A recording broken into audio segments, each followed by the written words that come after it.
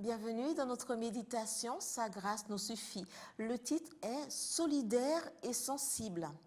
Quoique très éprouvés par des tribulations, leur joie débordante et leur pauvreté profonde ont produit avec abondance de riches libéralités. 2 Corinthiens 8, verset 2.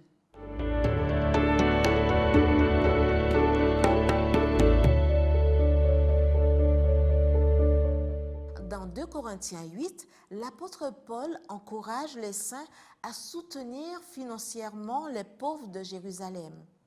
Il montre ainsi combien il est important d'aider ceux qui sont dans le besoin. Pour les motiver, il évoque une aide antérieure et cite l'exemple du Christ, qui, pour nous, s'est fait pauvre de riche qu'il était, afin que par sa pauvreté, nous soyons enrichis. Verset 9. De plus, l'apôtre recommande son ami Tite à l'Église.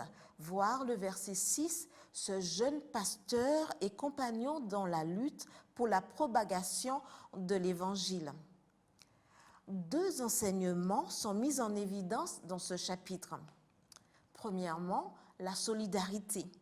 Lorsqu'une personne est dans le besoin, les membres de l'Église locale devraient s'unir pour l'aider. Nous ne devons pas espérer que le gouvernement, d'autres organismes ou l'organisation offrent leur aide les plus proches des personnes dans le besoin, doivent faire preuve de solidarité.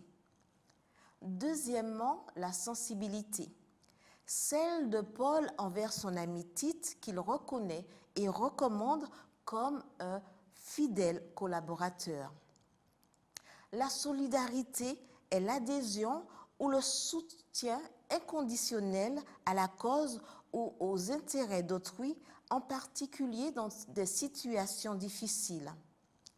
La solidarité vient de Dieu qui s'est dépouillé lui-même, Philippiens 2, verset 7, et a manifesté son amour en descendant sur terre, en prenant notre condition et en offrant sa vie pour payer notre dette.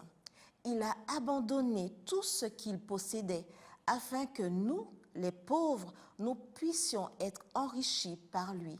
2 Corinthiens 8, verset 9. Dans nos relations quotidiennes, nous perdons beaucoup par manque de solidarité.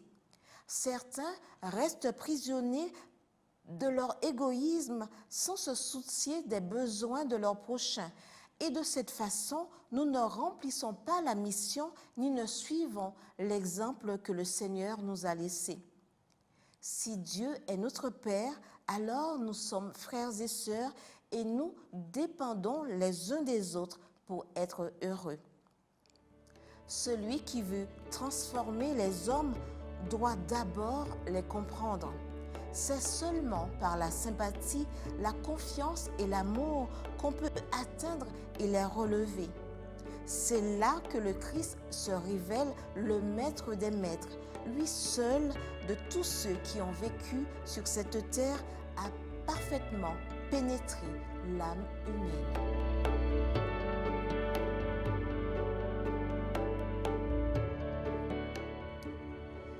Aider les personnes dans le besoin n'est pas une option, mais un mode de vie de la part de celui qui a appris que tous les biens et les possibilités dont nous disposons devraient servir à aider les nécessiteux. Parce que le but de la vie humaine est de servir, de manifester de la compassion et d'avoir la volonté d'aider les autres. Amen.